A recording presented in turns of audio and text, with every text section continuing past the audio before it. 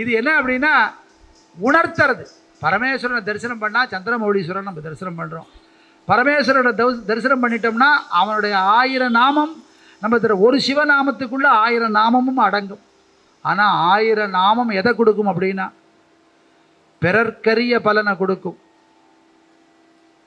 பரவுவாரையும் உடையார் பழித்து இகழுவாரையும் உடையார் விரவுவாரையும் உடையார் வெண்தலை பலிகொள்வதும் உடையார் அரவம் பூண்பதும் உடையார் 1000 பேர் மிக உடையார் வரமும் 1000 உடையார் வாழ்கொழி புத்தூருளாரே வாழ்கொழி புத்தூருளாரே. 1000 பேர் உடையவர் 1000 நாமத்தை நமக்கு சொல்ல 1000 வரம் தராரா.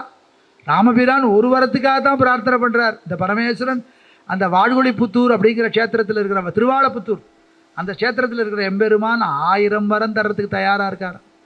இப்பேற்பட்ட 1000 நாமம்